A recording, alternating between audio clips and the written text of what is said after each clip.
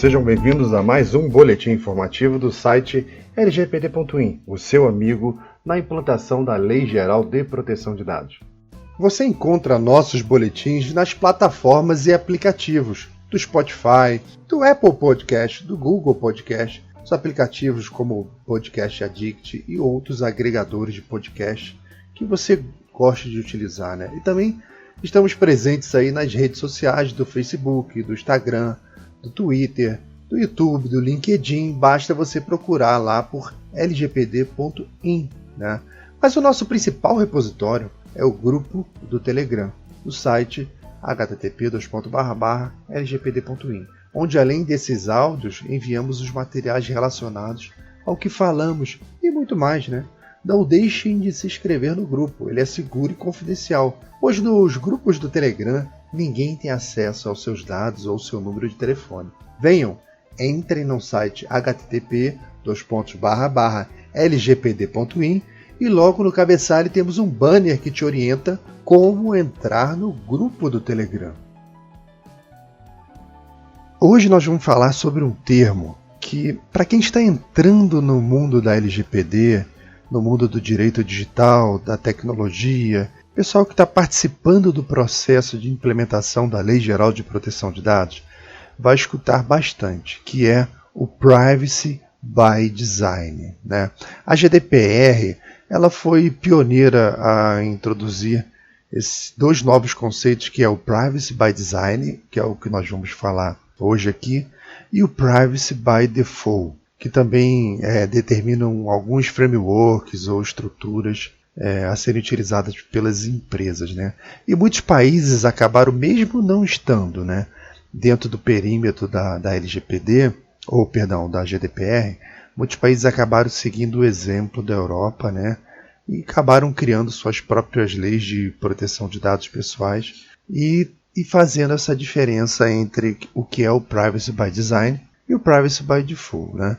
O Privacy by Design ele é um conceito, né? Ele tem a sigla dele é PBD, pato, bola, dado. Só que o B, o segundo B é minúsculo, né? Então é P maiúsculo, B minúsculo e o D maiúsculo. Então, você bateu o olho nessa sigla, você já sabe que está falando de Privacy by Design. Ela foi uma ideia proposta por uma doutora canadense chamada Anne Cavoukian, que ela era diretora do Instituto de Privacidade e Big Data de uma universidade lá em Ontário, né? O Privacy by Design, em resumo, ele significa que todas as etapas do processo de desenvolvimento de um produto ou serviço, você vê, nós não estamos falando de sistemas, estamos falando só de website ou um aplicativo do celular, não é só isso, o perímetro não está somente em tecnologia, internet. Então, o conceito Privacy by Design, ele tem que estar em todas as etapas do processo de desenvolvimento do produto ou do serviço, né? Ou seja, eles têm a privacidade em primeiro lugar, né? Ou seja, o conceito de privacidade ele acaba aparecendo totalmente embutido no projeto, né? Ele não é discutido na fase final ou pós-implementação, para as pessoas verem o que eu tenho que proteger agora que o produto está pronto. Não. Desde o início, né? Desde o início lá da construção, né, do projeto lá atrás, já se entrou o conceito de privacidade, né? Bom, o Privacy by Default. Poxa, mas eu já entendi agora que o Privacy by Design ele traz esse conceito dentro da estrutura do projeto desde o nascimento, né, a gestação do projeto o tempo todo, né? E o Privacy by Default significa que um produto ou serviço, né, ao ser lançado no mercado, ele vem com as suas configurações de privacidade no modo mais restrito possível, né? É o padrão. Então, o Privacy by Default é privacidade por padrão. É um produto completamente fechado no sentido de proteção de dados. Nada dos dados das pessoas ficam disponíveis por padrão. São todos protegidos. O usuário é que deve liberar o acesso ou coleta de mais informações, caso ele julgue necessário. O grande problema é que a maioria das empresas de tecnologia foi assim durante bastante tempo, embora hoje tenha uma preocupação maior. Mas quem foi usuário do Orkut, usuário aí do Facebook desde o início, era o Google, a rede Google Plus, né? A gente lembra que era o inverso, né?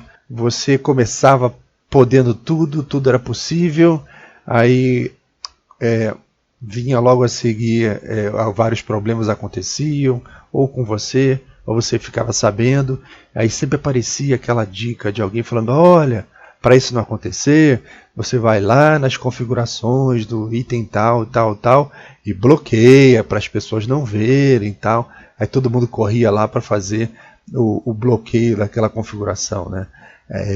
Eu lembro do caso do Orkut, a gente conseguia ver as pessoas que ficavam olhando o nosso perfil, né? E todo mundo sabia, e tinha a briga das namoradas, por que fulana está olhando seu perfil?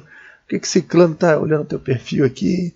Tá, por que ele não está? O que está vendo? Aí tinha uma brigaiada danada, aí surgiram os tutoriais informando como fazer para que as pessoas não vejam que você viu o perfil dela, Ou seja, por default era tudo aberto, né? E hoje em dia a coisa está se invertendo. Por default, que quer dizer padrão, né? É tudo fechado, né? Mas a gente viu, né, quem viveu o período que a maioria das grandes empresas faziam justamente o contrário, elas coletavam o máximo de informações possível por padrão, né, embora permitisse que o usuário desativasse isso, mas aí ele já iniciava pegando tudo, né? Tudo era pego. Então, voltando ao tema do Privacy by Design, que é o mais interessante para a gente aqui hoje, ele tem 7 princípios, tá? O primeiro princípio, chamado proativo, não reativo, ou prevenir, não remediar, ele reconhece o valor de agir proativamente para se antecipar, né? Identificar e prevenir as invasões antes que elas ocorram, né? O melhor é não esperar que riscos de privacidade cheguem a se materializar, né? E sim evitar que elas aconteçam. Se você sabe que existe um problema, existe uma vulnerabilidade, existe uma possibilidade, você se antecipa e não espera aquilo acontecer, né? É o caso que a gente usa em casa para quem tem criança, que tem aquelas mesas de centro com a quina de madeira, quina de vidro. Chega uma criança na casa, aquilo é um ponto de risco, ela vai começar a andar daqui a pouquinho. O que os pais fazem? Vão lá e colocam uma espuminha, colocam uma proteção nessas quinas, já para evitar, né? Ser proativo, prevenir que algo aconteça, né? Bom, o segundo princípio é a privacidade por padrão, né? O conceito de privacidade by design, ele também engloba o privacy by default, né? Um está dentro do outro. Default está dentro do by design, né? Isso permite que um sistema que seguir por essas regras, mesmo que um usuário não faça nada, sua privacidade continua intacta, né?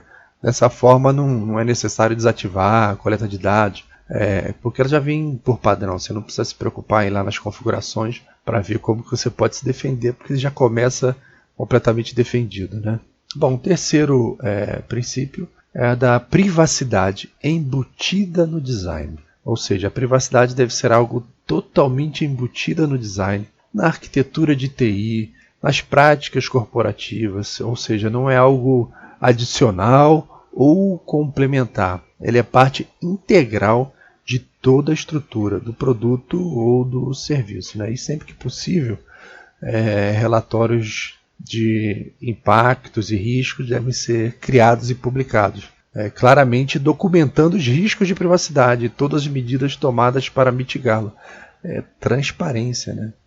Bom, o quarto princípio é a da total funcionalidade, né? Ou seja, ao implementar a privacidade de um produto ou serviço, ela deve ser feita se somando a outras funcionalidades do projeto e não prejudicando nenhuma, né? Ou seja, existe uma naturalidade, né? As funcionalidades que conflitem com os princípios de privacidade devem ser reconstruídas, né, de forma criativa para que eles possam funcionar juntas. Tem que se adaptar, porque a privacidade ela é uma causa primária, né? ela não é uma coisa secundária, ela é primária, então, ou seja, ela tem predominância. A função está em conflito, ela tem que se adaptar. Tá? Bom, o quinto princípio é a segurança ponta a ponta, ou seja, a privacidade ela deve ser continuamente protegida através de todo o ciclo de vida dos dados em questão, né?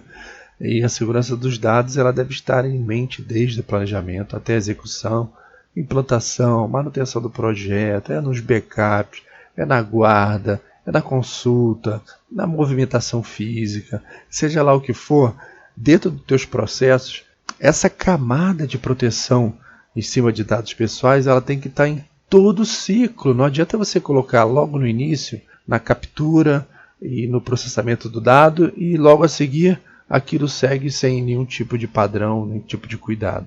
Você vai ter problema com isso. Bom, o sexto princípio é visibilidade e transparência. A coleta, o processamento, o armazenamento de dados, todos eles devem ser documentados de forma totalmente transparente, incluindo informações sobre responsabilidade dos dados em caso de algum vazamento ou invasão, né? Você tem lá os sistemas, mas quem é o responsável por esse sistema?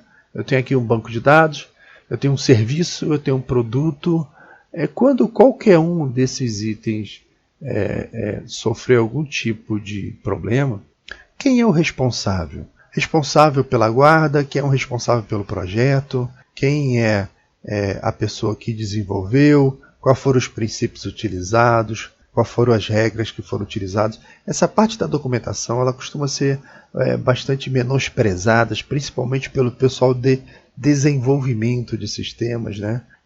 O pessoal vai lá, desenvolve, produz, coloca a solução no ar e não tem uma documentação sobre o que usou, como usou, o que pensou, aqueles princípios que foram utilizados, o algoritmo, o que ele faz, aquele dado que ele capturou, para onde que vai, o que eu faço nesse processamento, por que eu peguei esse determinado dado.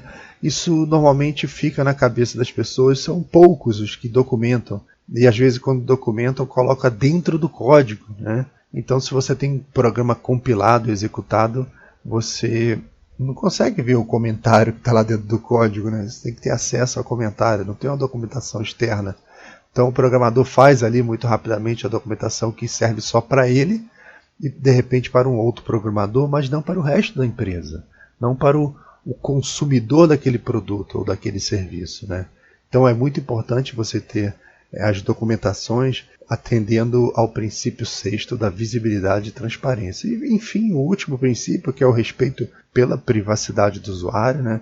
Ela deve ser sempre de maneira total respeitada, né? E respeitada também as decisões do usuário no que tange a privacidade dele, né? Já que os dados são propriedade dele. É necessário que haja sempre consentimento no uso dos dados pessoais do usuário, com informações corretas, atualizadas, conforme a necessidade, né? O usuário deve sempre ter acesso aos seus dados. E eu lembro que, pelo entendimento atual da lei, por exemplo, se você tem já uma base de dados com muitos dados pessoais e sensíveis, você vai ter que aplicar todas as camadas de proteção. Se aquela base está parada, ela vai continuar parada e você não precisa fazer mais nada além de protegê-la. Mas se você de repente precisar pegar aquela base de dados para fazer um novo processamento, para fazer um novo tratamento de dados, você, a partir de agosto de 2020, você vai precisar ter o consentimento daquelas pessoas, tá? Então, isso é um entendimento atual que versa sobre, poxa, eu tenho aqui uma base de dados cheia de dados pessoais, eu preciso ir atrás dessas pessoas para conseguir os consentimentos dela, mas essa base está parada comigo aqui. Bom, você não precisa pedir se você não vai fazer nada com aquele dado. Mas aí a segunda pergunta que vem é o seguinte: se você não vai fazer nada com aquela base, ela está parada, e ela de repente não está coberta por nenhuma obrigatoriedade legislativa, por que é que você guarda aquela base? Você está trazendo para si um grande problema de segurança, de responsabilidade. Você vai ter um custo, você vai ter uma despesa de horas trabalhadas, de recurso, de espaço, de rede, de arquivo, seja lá o que for, para você poder manter esse dado, manter essa informação, esses papéis ou essa base de dados. Você tem que pensar em fazer o descarte, né? Se ela é importante para você, anonimiza, tira ela da LGPD e torna ela um dado acessível, mas muito mais barato, né? Bom, mas isso aí é critério de cada empresa, tá? E a gente fica por aqui, que a ideia hoje era apresentar para vocês a diferença, né, desse conceito entre Privacy by Design e o Privacy by Default. Valeu, pessoal! E antes de terminar, eu gostaria de agradecer mais uma vez ao nosso patrocinador, o provedor especialista.srv.br, meu parceiro de quase 20 anos aí pelas internets da vida. São muitos sites, são muitos e-mails, muita coisa que foi feita com a especialista.srv.br, que além de me entregar um serviço com uma performance extremamente razoável, um preço extremamente bom, não encontro similar, né? Ela sempre me dá também um atendimento muito personalizado, no sentido de que eu estou bem distante desses robôs automáticos na internet que me dão respostas copiadas fora de contexto e acabam te irritando bastante. Eu não tenho esse problema lá, tá? Então visitem o site da especialista.srv.br e vejam lá o que ela pode fazer por você. Se você não encontrar o que você quer, manda uma mensagem, porque é incrível, né? Eles sempre encontram uma solução, tá bom, pessoal? Espero vocês no próximo boletim informativo. Um abraço e um excelente dia.